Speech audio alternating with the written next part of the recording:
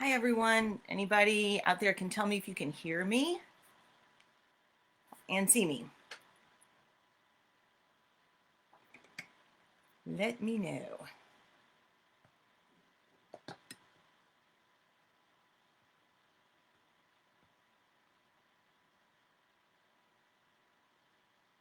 Oops.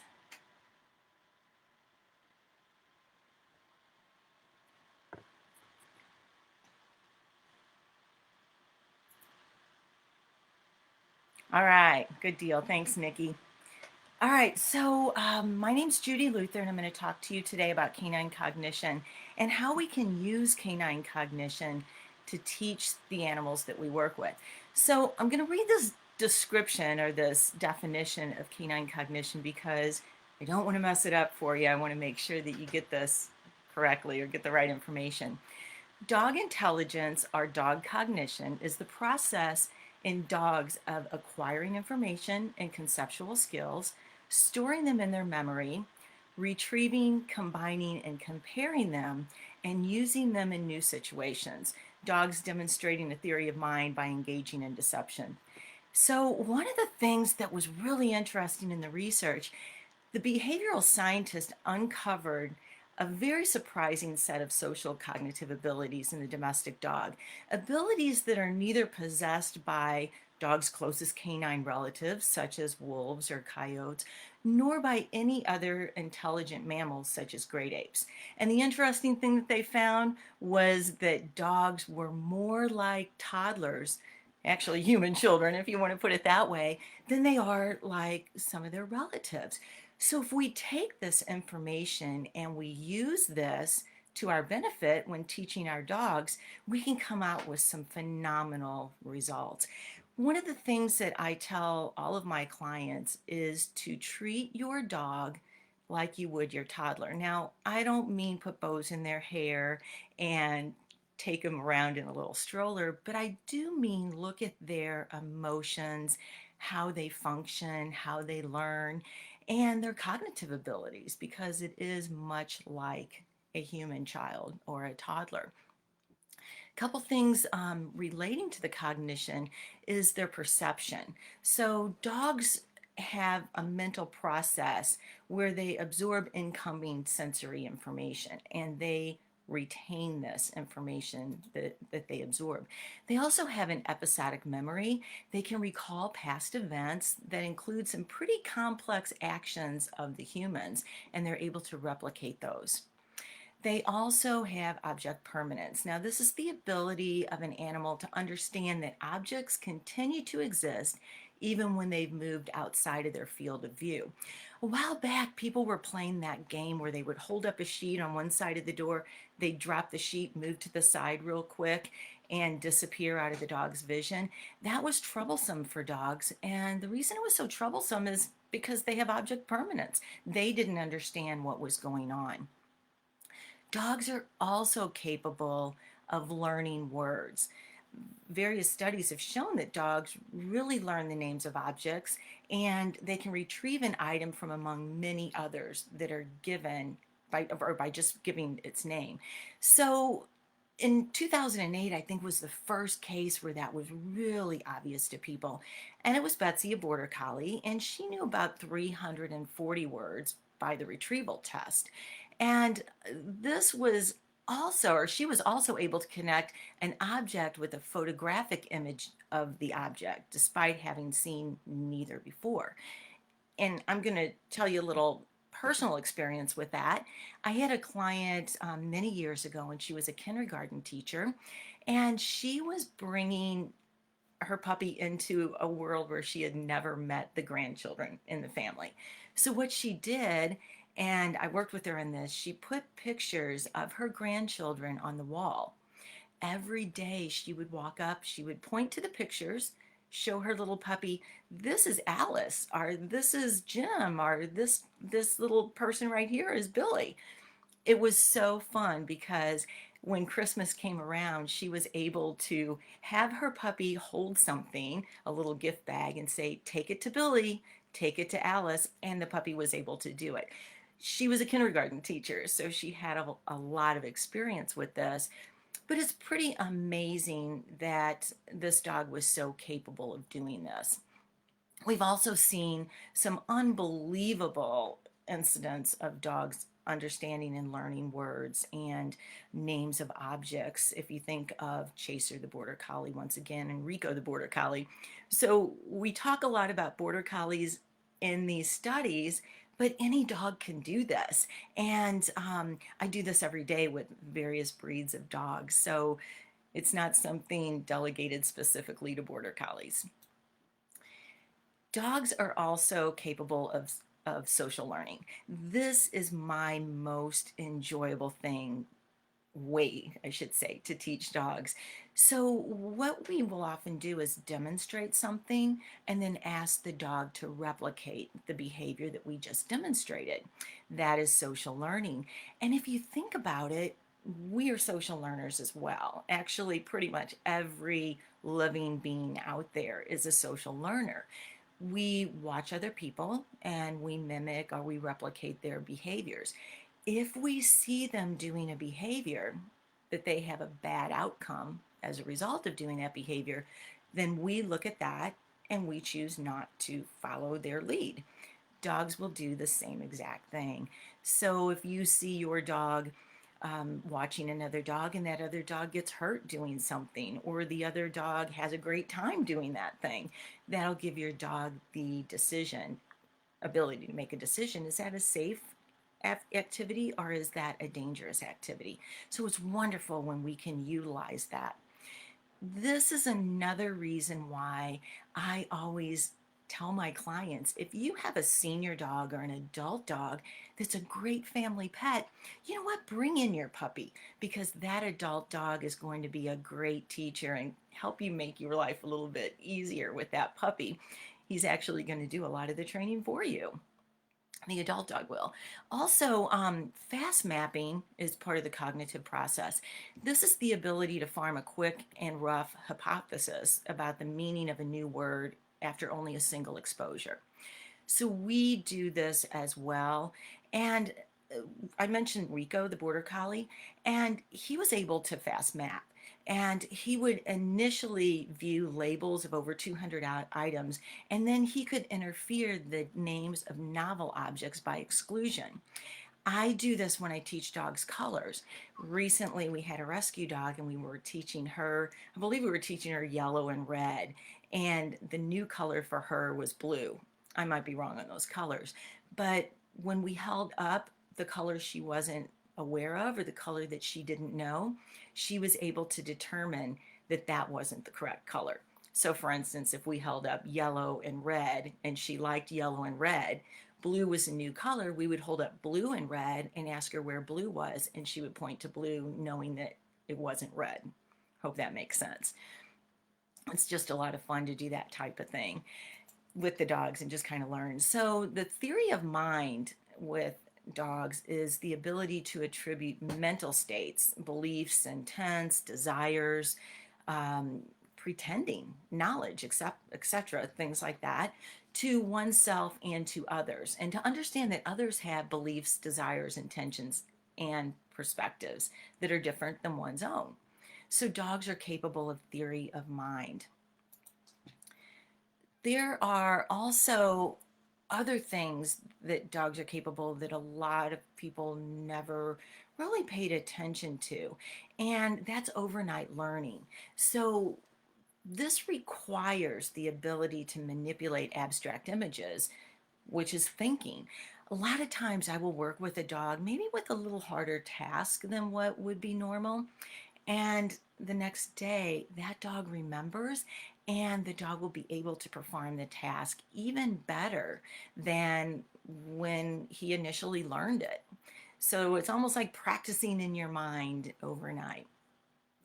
So there's a lot of cognitive exercises that we want to think of. And some of the cognitive exercises that I teach dogs are mimicking. I like to teach them to identify colors and shapes. I like to teach them to answer yes and no questions. Boy, that is a huge help when you have potty training issues with dogs. And I really like teaching them the names of objects and the names of people in the family. So I think all dogs should know people, places, and things. And I had an interesting situation. I talk to my dogs all the time, and I talk in full sentences. And I know a lot of people don't believe that that is something that works for dogs, but boy, it really does. And they know downstairs, Dad works downstairs in his office. Well, we had tornado sirens coming off one time. And I looked at my girls and I said, "Girls, it's a tornado. We have to go downstairs to Daddy's office." And they both ran downstairs to Dad's office. And they didn't know what a tornado was, but they did know go downstairs to Dad's office. So I was using a noun there, Dad's office, and I was giving them a verb, go to. They're really, really capable of learning a lot more than we realize that they do. I also like to teach dogs to count. That's just fun. And we can have fun by teaching them to read words. I did something a few years ago, excuse me, when I was teaching a cognitive class, and one of my students was kind of iffy about the dog that she had.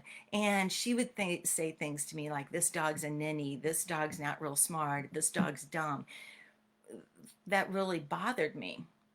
So I went home and I thought, what can I do? And to make things worse, this lady's a friend of mine. So what can I do to help this individual feel more connected to her dog? And she was pretty much giving up on everything. This was a golden retriever. So I went home and I found pictures of golden retrievers in various body positions, lying down, sitting, standing, and lifting a paw. I knew her dog knew all of these behaviors. So what I did is I sat her in a chair and I stood back with a video camera and I gave her these cards and I said, hold them up and show them to your dog. And let's see what happens. I had no idea what was going to go on with this, but we gave it a shot. So she held up the sign or the picture rather, of the golden retriever sitting, and her dog looked at it and sat. She held up the golden retriever standing and said, "Can you do this?" And her dog stood. And she did the same thing with the lie down and the paw. So, what that showed her was that her dog was not stupid, as she said, and her dog was really, really, really brave and smart and capable of learning. And it kind of opened my eyes. That dog then became a dog that she was super connected to, and she no longer has that dog, but they became a connection and a bond that I haven't seen in a long time with a lot of dogs. So that's kind of social learning, but social learning through pictures. And an interesting thing that happened, I had another client there with a Bichon, and this was probably one of the smartest dogs that I've worked with. Nope, not a Border Collie, a Bichon. And he could not do that game. And so I haven't had the opportunity with the pandemic and everything stopping us from doing a lot of in-person things or any in-person activities. I haven't had the opportunity to try that same exercise using pictures of Bichons. So maybe they struggle a little bit more mimicking the behavior of a dog in pictures that is not the same breed as theirs. I don't know. That's yet to be found. So that'll be kind of fun. So part of cognition, one of the things that we talk about in cognition is social learning. And social learning is that process where individuals learn to observe the behaviors of others, and then they evaluate, as we mentioned earlier, whether those behaviors are positive or negative. And then they decide whether or not they want to follow that. So social learning is basically the transfer of information from one individual to a more experienced individual. I like teaching dogs this way. And the reason I like teaching them this way is because it is super, super fast. And I'm going to give you an example. If I were to teach a service dog to walk across the floor, across the room, pick up a medicine bottle or a cell phone or anything, and come back to me, we have to think about all the steps that would take if we were going to shape it or if we were going to teach the individual behaviors and then put them together. into a chain, that's going to take us a very, very long time. But if we have a dog that understands social learning, enjoys social learning, then we can go in and we can just observe them. And I'll often say to a dog, hey, watch what I'm doing. And I'll go and do something like pick up that phone, pick up that medicine bottle, pick up whatever it is, and bring it back to a location. And the dog will mimic my behavior. Now, initially, it may not be perfect. I'm not so sure it needs to be perfect, though. We're just trying to teach the dog to watch us, right? And we're trying to teach a behavior quickly. So I'm going to give you a couple of examples, real life examples where that is working. I have a service dog organization in California that attended one of my seminars, and they sent me a beautiful video. And what they were teaching their dogs to do was to go and get help. So one of the girls acted as the dog, and she asked the dog to watch her, and she walked over to an individual, which would be a stranger in the street, maybe in a real life situation, and she kind of tugged on the cuff of the person's jacket, and then the person followed the dog back to the initial, or followed the acting dog back to the initial person that needed the help. So then they said to the dog, hey, can you do what we just did? And the dog did. The dog went over to the person, looked at the person, touched their sleeve, didn't tag on it, and brought the person back. So that was a super, super quick way to teach a very long chain of events. And interestingly enough, that chain of events was something that that dog is really good at now and does quite frequently. It's part of that dog's job as a service dog. So we can speed up the learning process using social learning. Social learning also builds confidence because it's a whole lot of fun and things are very, very positive when you're doing social learning. So if you can do social learning with the dogs, you're just going to find dogs that are brainiacs. I will tell you, dogs already social learn. They social learn. What's the thing that we hear the most about? My dogs put their feet on the counter, right? Well, their feet, their front feet, are our hands in their minds, right? So when they put their hands up on the counter, they're mimicking us. Now, sometimes they're looking for something up there, but it is something that they will mimic.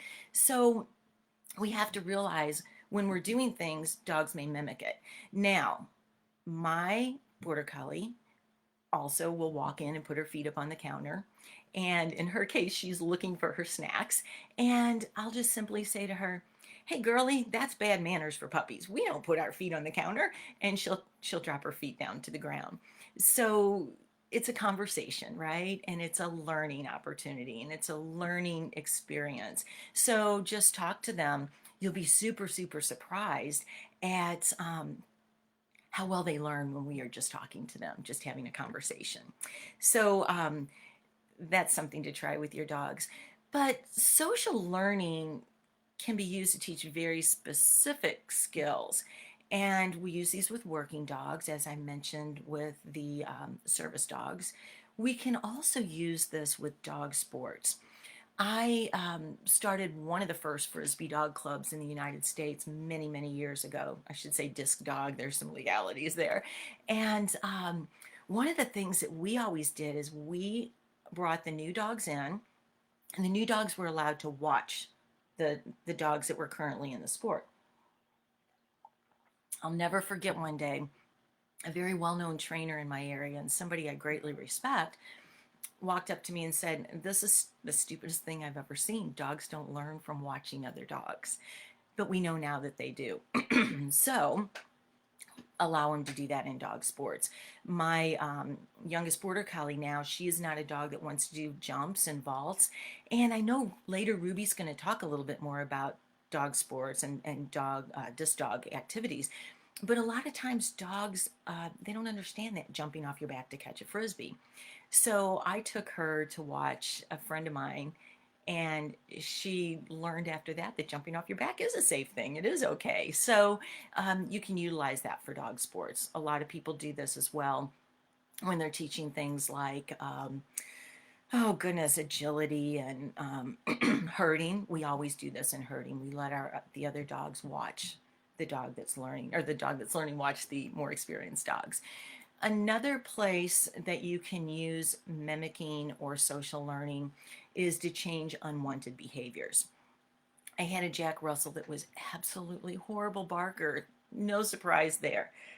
We taught the little girl to, instead of barking, to whisper. And whisper is something everybody is kind of surprised about when I say that we can teach a dog to whisper. And so everybody asks how we do it. So I'm going to tell you exactly how to do that right now, and you can see how many dogs you, or see if you can teach a dog to whisper.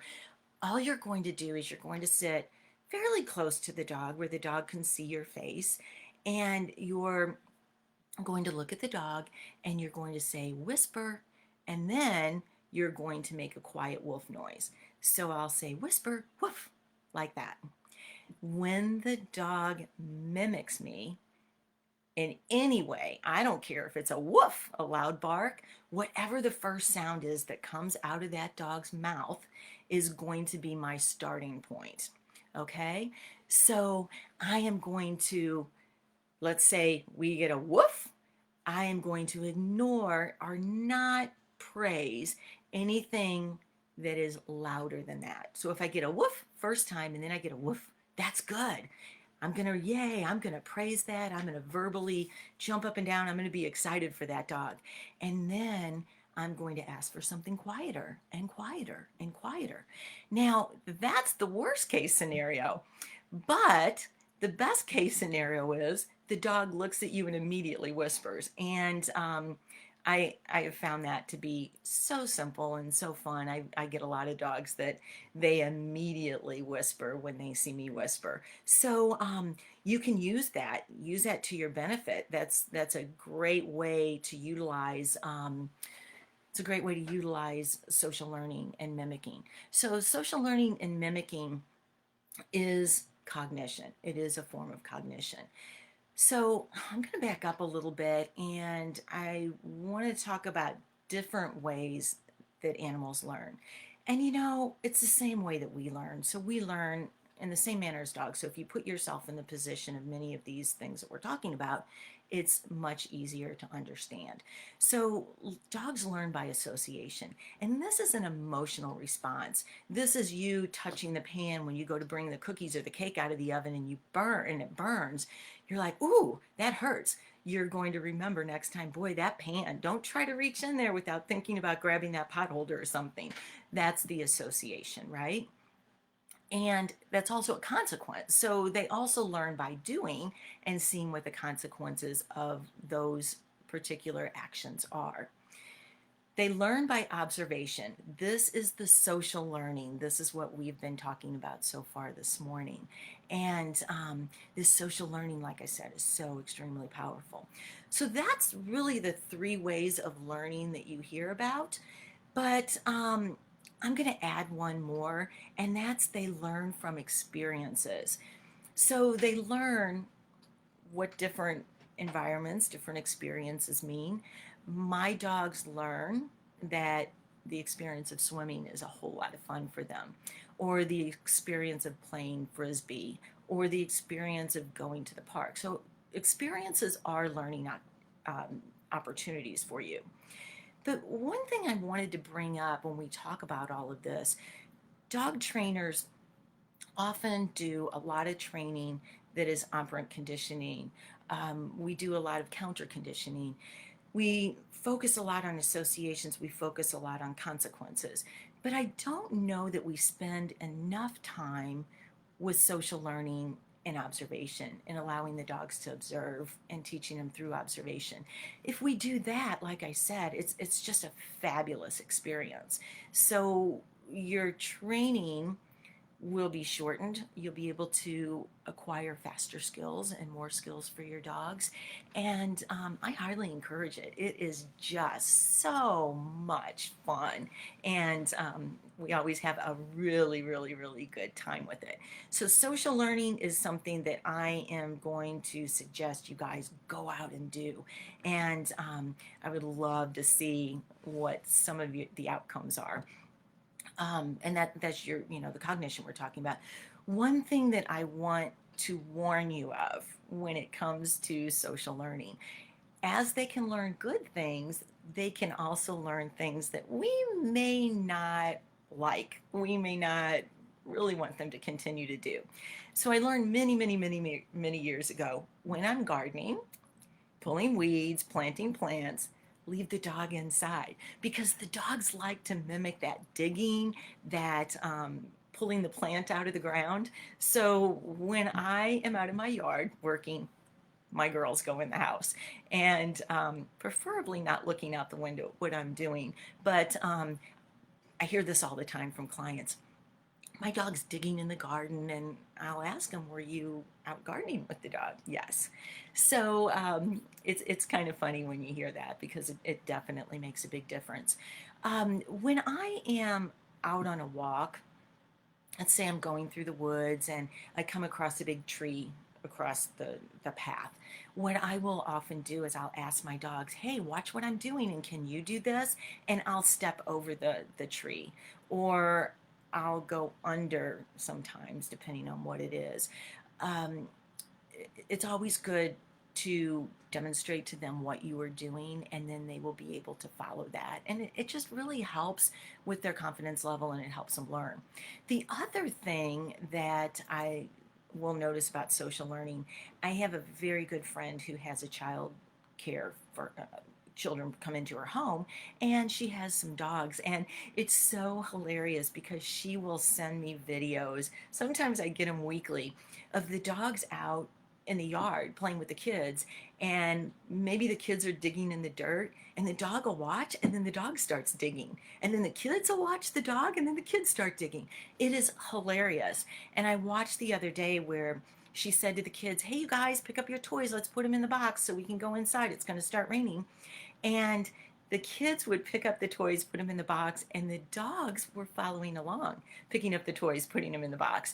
So that was a lot of fun, and I love getting those videos. I get videos from people sometimes where they're teaching their little babies, the game where it's the stick and they put the various sizes of rings on top of the stick. Well, I have a lot of clients whose dogs are replicating that behavior, and they're putting the ring on the stick after they watch the child do it. Sorry, I don't know the official name of that particular toy. But this is just such enjoyable for the dog, an enjoyable way for the dogs to learn, because you know what? I look at it like there's no right or wrong reason. If I do something in a specific order to the end result, and the dog watches, and the dogs don't do the exact things that I do, they might leave out a step, but the end result is always the same. So that's kind of a fun thing to do, is to watch and see how your dogs are learning and how your dogs are observing you and your activities, or the kids and their activities. I think it's kind of funny because the dogs really, really do like to mimic the children. And so if you have children, that's when it's even more fun, because I think they're even more connected to a child. I have a new neighbor, and their baby, I guess he's turned two now. He'll come outside and he'll stomp his feet like this. And my border collies will watch him, and they'll do that little prance too. So you really never know what your dogs are observing, but it's nice just to see that they're mimicking.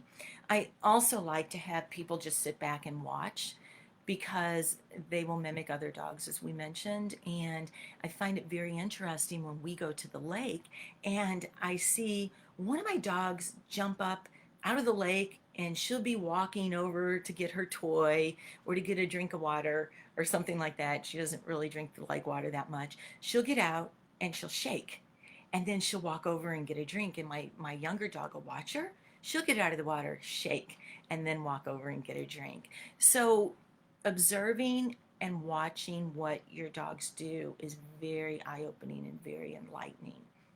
So I highly recommend trying out the social learning. I also like to teach dogs colors. So colors is a very, very interesting topic, and I'll tell you why. For a long time, we all thought that dogs were colorblind. We know that they're not. We know they can see yellows, and we know that they can see blues. But I often experienced a situation where my dogs would pick pink toys out. So if I took them to the dog store and I said, pick out a toy, any toy, you can have whatever you want, they would always get a pink toy. They were always attracted to the pink toys. Why? I thought dogs couldn't see pink, right? So then, a good 25 years ago, I'm playing frisbee with my dogs, and my one dog, he wasn't real keen on the sport, and I found out later he had some vision problems, so he shouldn't have been real keen on it. But he always would go for a pink frisbee. So I thought, that's kind of odd that he likes pink frisbees, and I would let them choose whatever frisbee they wanted when they would play. So I soon decided that before competitions, I was going to do the same thing, unless they required me to use a certain frisbee. But my dogs all would start picking up the pink frisbees.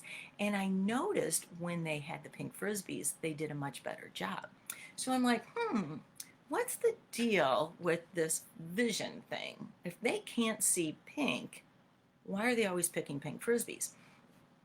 So I talked to vets about it, and the vets are like, yeah, it's just a fluke. And I'm thinking it's too consistent to be a fluke, right?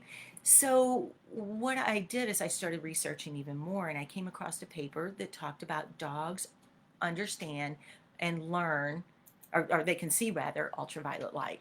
Well, guess what's on the ultraviolet scale? Pink. So that really opened my eyes. And at another time, I was lecturing to a group of veterinarians, and one of them raised their hand and said to me, "Hey, I I know that you're talking about color, but I want to say something about that." And I was thinking, oh man, she's going to tell me I'm totally wrong, right? And I'm okay with that. Tell me what you know. And she said, we don't know what we don't know. And she said, we're learning more and more about vision. And she said, there's actually another part of the eye that they have just discovered or have just found. And that part of the eye, we may think, or we may find out, has additional color in it or ability to see additional colors. So maybe, and I always say, why not give it a try? If you want to see if they can see a specific color, that's great. I asked my dog the other day, of course, I didn't have my video on. I asked her to go find her orange ball in a whole huge pile of toys with other balls in it too. And she nuzzled around, dug around, and brought me her orange ball. So, what do we have there? I don't know. I wish I knew. I wish I knew the answers to that, and I'd love to hear if you guys have had similar cases.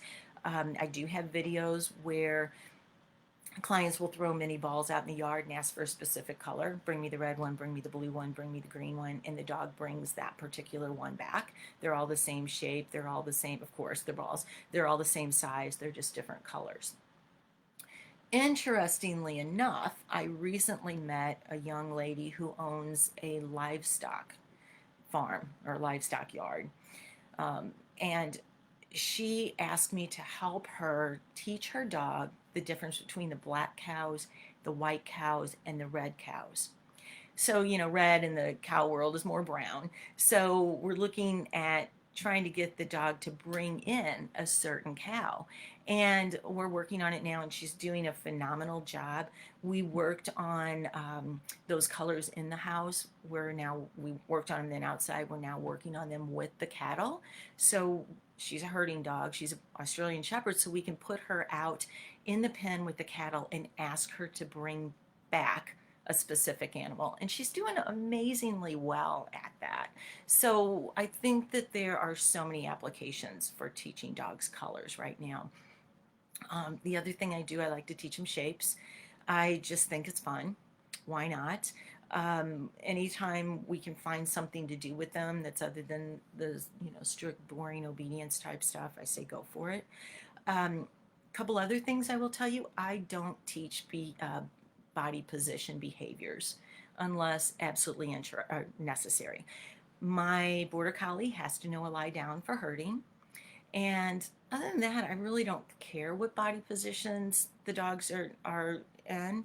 So, for instance, if I need to stop at a curb or stop at a gate before going through, I will ask my dog to wait, but I don't care what that body position is. So I'm not a big fan of directing body position, and I don't need to in the situation that I'm in. And I don't teach my clients that anymore because, quite honestly, unless they need it, I just want them to let the dogs make those choices. So choice is a really, really, really big deal. I like to give the dogs as many choices as possible because when we do that, we see a reduction in stress and anxiety.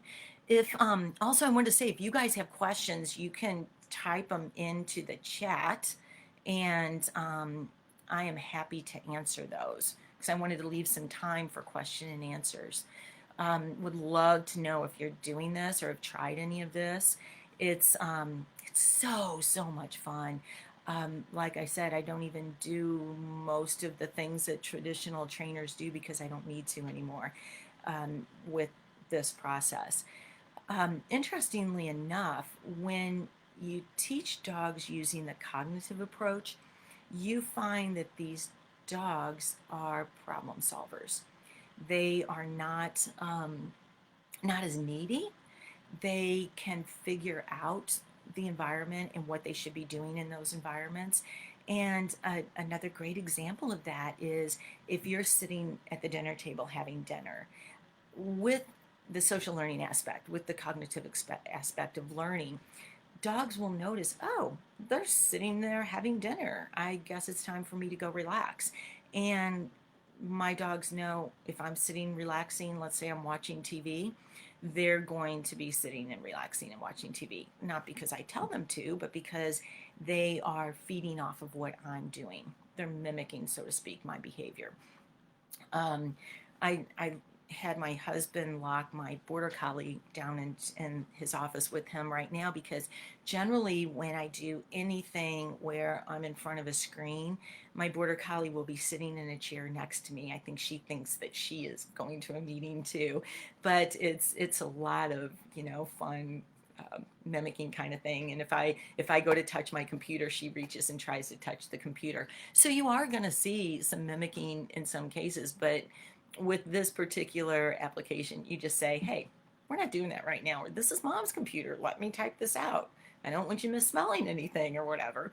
And the dogs really do latch on to that.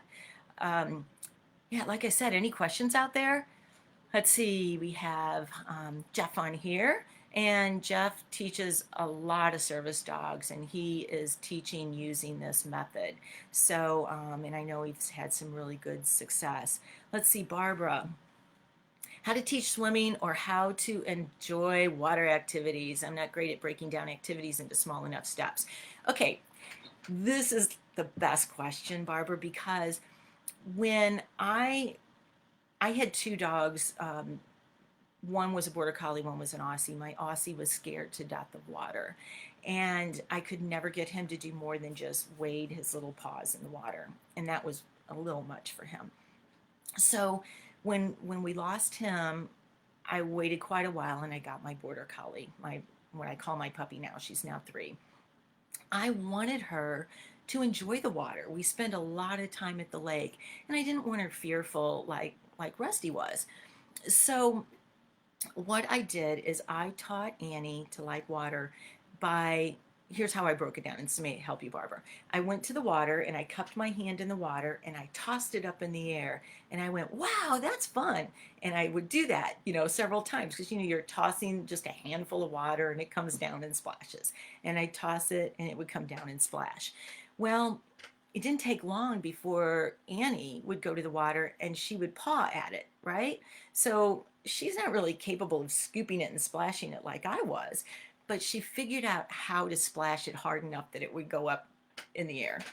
And then she decided it was a heck of a lot of fun to not only splash the water, but bite it.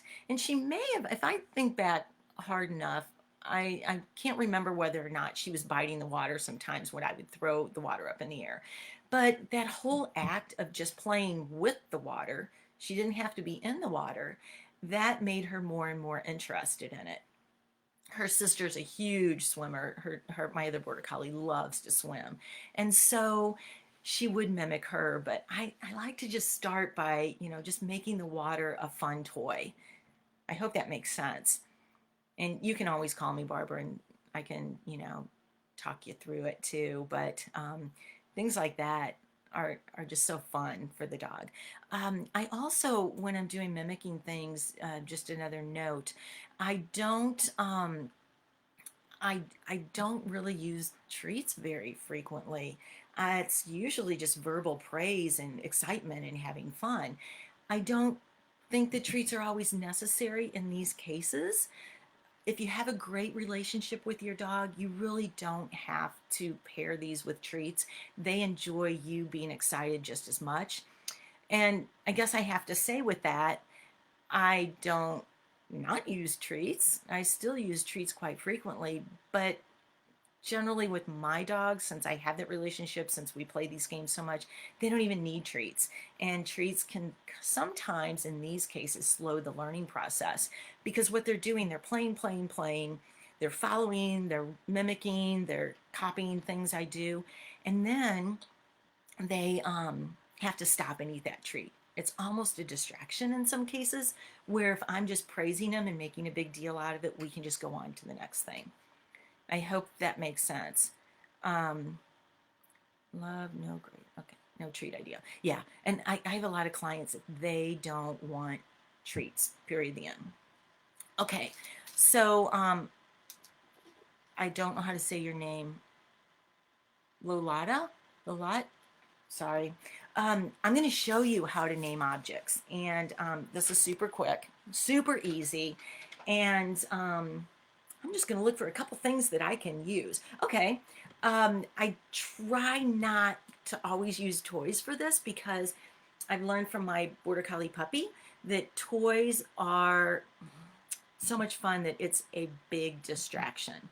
Yeah, and Barbara said that treats are a distraction. Um, for her. So, okay, so your service dog struggling with retrieving things by name. First, we have to name the things. So I'm looking on my table just for something to grab here. So I'm going to show you bottle of water and glasses. Okay. So what I'll do, I'm going to do this. This is a straw, all right, because the glasses are hard to see. I'll say, this is a straw. This is a bottle of water. They might put their mouth on it. They might put it in their mouth. They might hold it for a second. That's okay. That's their way of learning about that item. So I'll say, this is a straw. This is a bottle of water. And then I'll repeat it a second time. This is a straw. This is a bottle of water. And then I'll say, which one's the water? And if they touch or look at the bottle, I'll say, yay, that's an awesome dog. Good job. That is a bottle of water. If they touch the straw, I say, oh, silly, don't you remember that's a straw?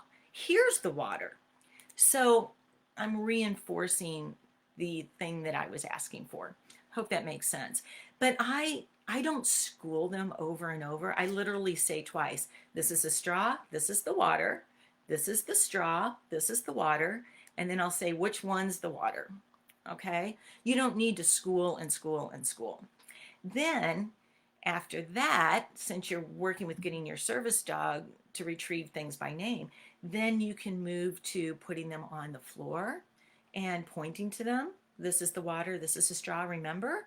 Which one is the bottle of water, or whatever the item is. So I start with them in my hands. That just builds that close connection, and it helps us kind of focus with each other better. And then I'll move them to the floor. The other thing I'll do if I'm out walking my dogs, I try to name a lot of different things in the environment. Okay, so Ducks. Ducks are a big thing. When we go on walks, we're always seeing ducks or geese. So I'll say to my girls, hey, look, there's the ducks. Now, if a duck was not a duck, if it was not something that was mobile, I may walk up to it and point to it and say, oh, it's a duck, look. And the more reinforcement of the name of an item in various locations is going to build that generalization of the name of the item. I hope that makes sense. So there's a lot of things that are named. Our car, I'll say, hey, go get in the car. Where's the black car? Where's the gray car? We just got rid of the gray SUV, so now we have the black car and the black car. I don't know what we're going to do about that with the dogs, but they can learn objects like that as well. I hope that helps. And if it doesn't, feel free. You can message me and I can help you work through any of those confusing aspects of it, or anything that your dog is doing that may be a little unique that we can work through. So don't hesitate to call me and I'll help you with teaching your service dog to retrieve by name. Debbie asked, do you think they pair the word of the color with the item or the cow? Oh, in these cases. Well, we're trying to generalize it. So here's the thing that I do. When I teach shapes, I don't have any of this in front of me. When I teach shapes, what I do is I make sure if I'm teaching the shape of a triangle, that every shape I use is going to be yellow. So I'll have a yellow triangle, a yellow circle, a yellow square. So I make everything consistent. If I'm teaching colors, I will have a blue circle, a red circle, a yellow circle. So I don't want to build an association that all yellow triangles are actually yellow and they're not triangles. Does that make sense? So you want it to be as as general as possible, but as consistent in the same time. So if you're teaching shapes, make sure they're all the same color. Doesn't matter what color. If you're teaching triangles, they should be all the same color.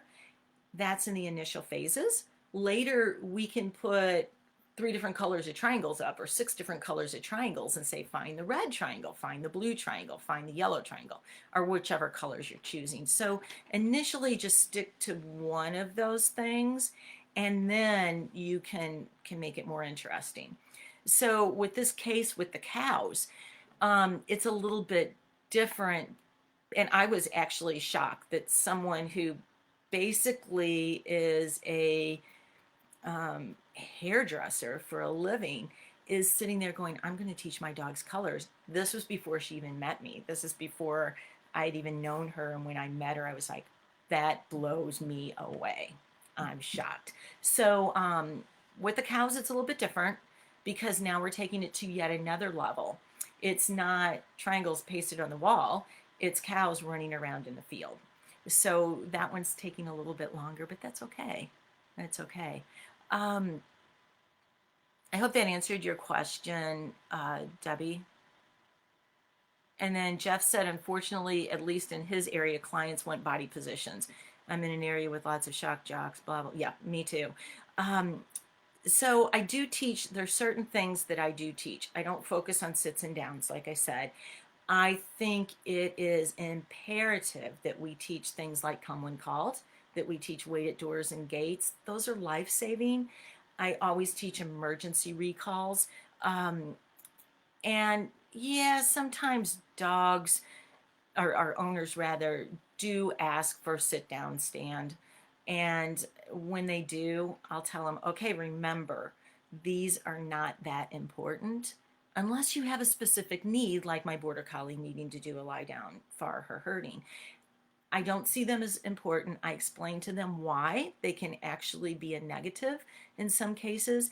If they want to teach them, I'm not going to not teach those behaviors.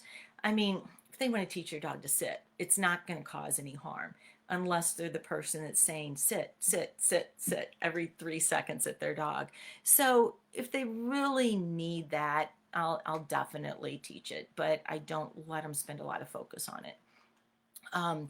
Speaking of sit specifically, I recently read a study, an article, something that was talking about how we focus so much on things like body position with dogs that in a puppy class, they did some studies. They followed some puppy classes, went to some puppy classes, did some note taking, some tallying, and they found that in the average 1 hour puppy class, dogs are asked to sit, or puppies are asked to sit 85 times. That's a lot of sitting. Um, I don't believe that's the request by the instructor. I believe that's the request by the owners. And I think owners use sit a lot to control because they want their puppy to stay still, or they want their dog to stay still. And that's the only thing they really know. That's okay. But I think we need to be a little careful about that too, because there's a couple things that bother me about that. First of all, we ask that puppies not be walked on hard surfaces until they're 18 months old. We ask that we not over exercise them until growth plates are closed, but we're asking for repetition in sits. So when I go to a client and they definitely want to have their dog sit down and stand, I tell them keep it at a minimum. And I don't want them to make that their big learning um, practice or their learning skill set. I want their learning skill set to be much broader, something that's going to be more functional for the dog as far as using their mind. So we do a lot of enrichment with our dogs, and honestly, asking the dogs about colors or doing colors or going on walks and saying, I see something blue. Gosh, it sounds like we're talking to toddlers, but it's the same thing.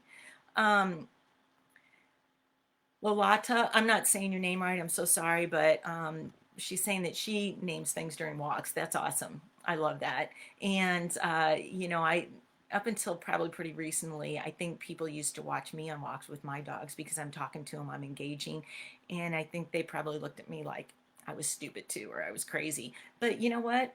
It's about the dog, right? We want them to have a broader experience and a broader um, life. And so this is something that really does help them expand their horizons.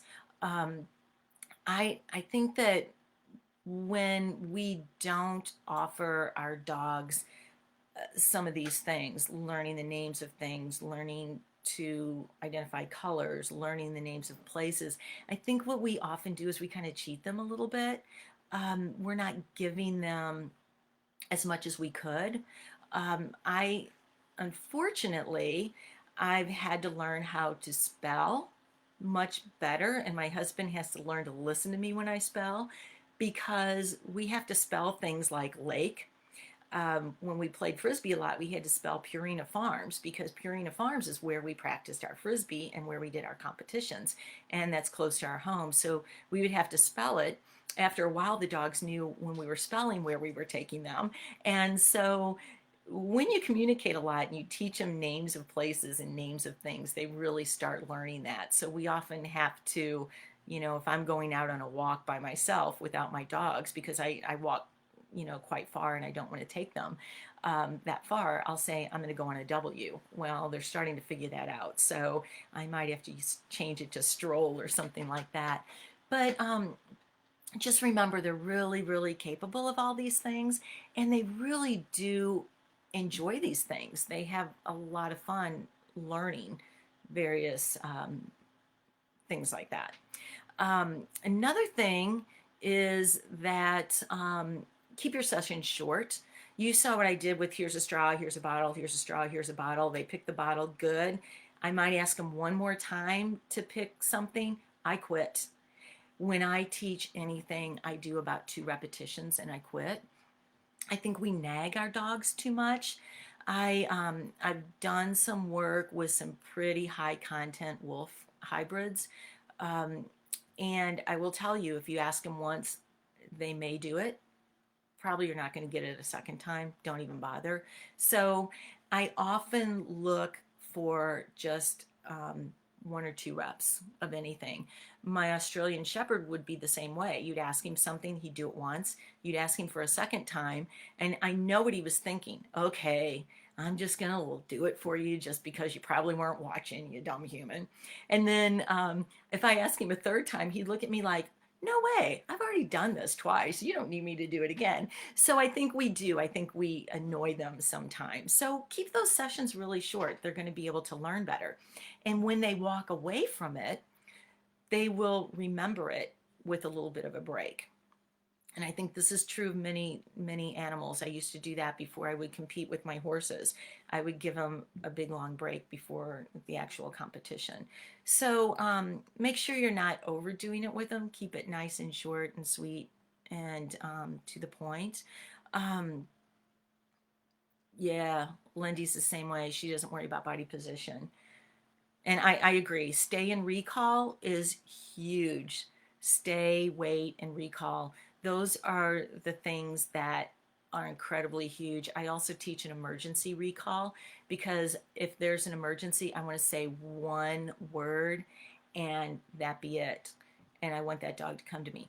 Okay, so Barbara asked, can you teach multiple things at once? In other words, should I teach focus on colors one week, shapes another week, and not mix the two, at least initially, until they know them? Um, I don't plan that far, actually. What I do is I will maybe teach colors in the morning, and then maybe in the afternoon I'll grab some shapes and do shapes, and then maybe in the evening I'll do some items. It's very, very casual for me. And in fact, since I want my sessions to be so short, I might be teaching something while I'm waiting for the coffee pot to um, to finish making my cup of coffee. So I'm going to make it real short. I think that you might make them bored if you try to teach all things at one time. I mean, take like a week to teach one specific thing. So I try to mix it up. I try to make it as flexible, as different each session. I sometimes go in different locations. Um, be careful because I don't want to always teach colors in the kitchen and always teach shapes in the living room because then they won't probably adjust as easily if I go to teach shapes in the kitchen. But I will say with this method, the dogs do tend to be able to generalize a lot quicker. They're going to generalize their behaviors um, without as many problems as normal. So I don't have to go teach something somewhere else just to get them to generalize it. Just keep things really flexible and always think I am teaching a toddler. And that's why that kindergarten teacher that I worked with was so amazing with some of the ideas she was coming up with because she approached it just like this was a child. So if you think of your dog mentally, cognitively, and their ability to learn as you would a toddler, that's all you need. Go for it. And I think you'll see some pretty, pretty amazing things. Um, yeah, casual, Barbara. I'm not formal. I very rarely write things down. I'm not that person that's tracking much of the training that I'm doing with my own dogs. Maybe that's a bad thing. Maybe I should be, but I just don't think about it, and that's probably why I don't have video cameras out like I should. But yeah, keep it casual, keep it fun. I have 2 minutes before my time's up, so if anybody else has a quick question, will I teach in Sit You? I'm not sure I know what that is, Lindy. I'm sorry. Let me know what that is. I will tell you guys too that I do have an online course that has tons of videos and lots of lectures, short lectures. Like I keep my lectures around 8 minutes regarding this whole program, how to use cognition in teaching dogs. And some of the people that have been on the comments here or that have been in the chat room here have taken my classes. Some have taken lectures that I have done, live lectures. Since yeah, since we've got the pandemic going around, I'm not lecturing anymore. So I am doing an online course, and I put a graphic on the Facebook page. And any of you guys who have attended the virtual summit will get 30% off. There's a code Ruby 2021. We're going to give Ruby all the credit here because she is the one that's, coordinated this. And if you go to the website, which is in the graphic as well, and you decide that you want to register for the Trust Center training class, there'll be a question for the code. Just put the code in and it'll give you the 30% off. It's also a course that I add to from time to time. And in addition to that, I always want people to be interactive. So if anybody has questions while taking the course, I always want to go in there and make sure that they're getting everything they can out of it, and you have lifetime access to it. Thinking about my dog as a toddler will probably help me with be more patient. You know what? That's the one thing that I have noticed when I talk to clients about that. They're like, wow, you telling me my dog's like a toddler made an entire difference in our world. It has helped me be more patient, helped me be more understanding, and helped me be a better teacher. So, yeah, that is definitely a very good point. All right, guys, I have to log out here because I'm afraid I might be getting into somebody else's time. If you have questions, you can, I guess, put them under this post and I'll have access to it. Or look me up on Facebook, friend me, and I'm happy to help. All righty. Hope you all have a great day.